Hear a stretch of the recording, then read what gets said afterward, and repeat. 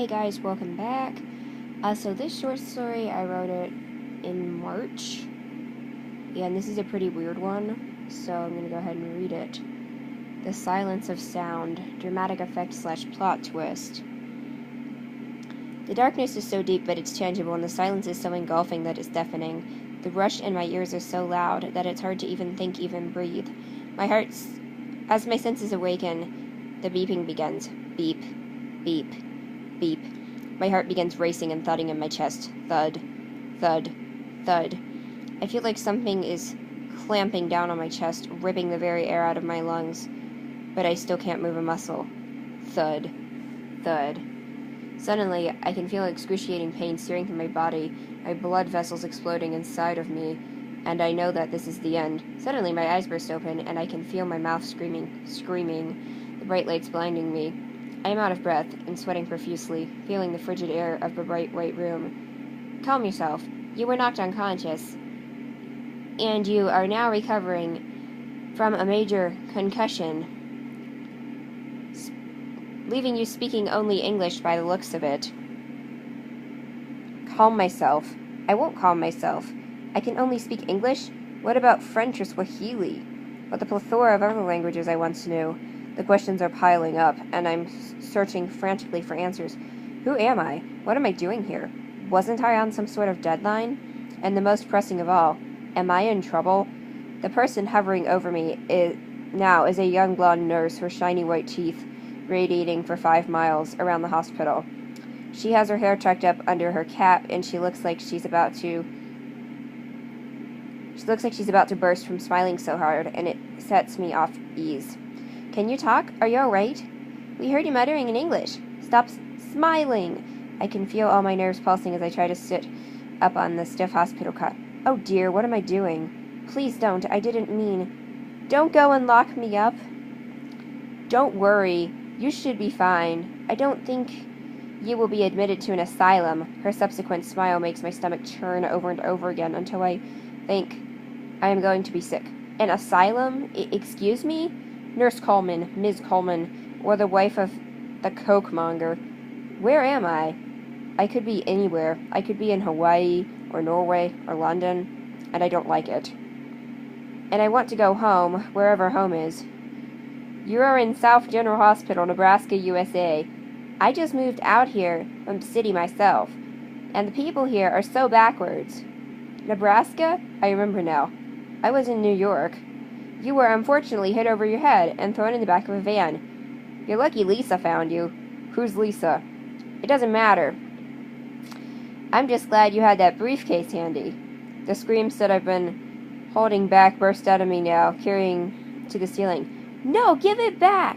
I don't remember what was in my briefcase, but I know that it is crucial to my mission, and I can't let it fall into enemy hands. Hold on. Who are you? You're American. Nebraska, yes, I'm pretty sure. Now, I just need to ask you some questions. I can feel a sudden determination to protect my honor, the little that hasn't been destroyed by the strange woman. I jump out of bed shouting, something completely indistinguishable to myself and everyone in the room. The language sounds so familiar, and yet from 3 lifetimes ago, that I have to remember to switch back to English with Nurse Coleman. Not so fast. Where's my weapon, Nurse Coleman? 1, 2, 3.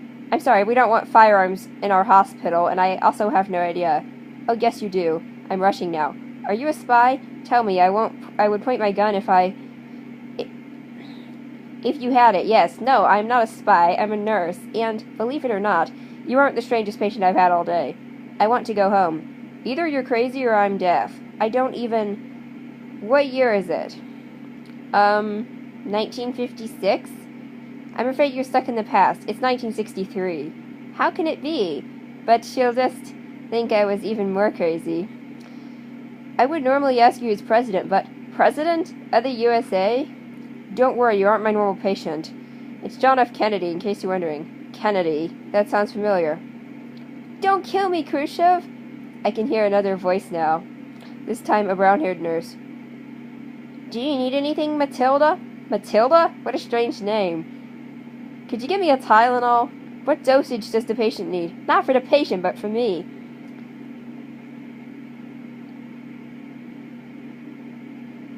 My name is Anna. Lebedeva, and the year is 1963. My name is Nurse Coleman, who may or may not be a real nurse, is back, staring at me, and I feel tense, afraid, in danger. She is holding all of my most important papers, thumbing through them with a perplexed expression. I'm afraid you aren't going home anytime soon. Anna Lebedeva, age 22, born in 1941, Moscow, USSR, currently residing in Moscow, USSR, workplace unspecified. Mary is a very good translator. Her voice is straight, and she seems to be trying to stifle a laugh. And I am very angry at you for spying on and entering my country, and if your own government would take you back after your catastrophic failure and betrayal of communism, then I would hand you over in a heartbeat, but since the situation seems that you would be executed, possibly not, or receive a worse sentence, worse than death? Yes, maybe, but what I'm trying to say is, what? That you're going to turn me into your spies? Because I still think, oh yes, I'd love to, but you have to stay in the hospital for a while. I feel fine, I'll go home now. But afterwards, there's someone I'd like you to meet. Who? Why, President Kennedy himself. I've been invited to a nursing ball, and I'd like to bring you along for light amusement. Afterwards, we shall decide your fate. After all, it's only November 21st.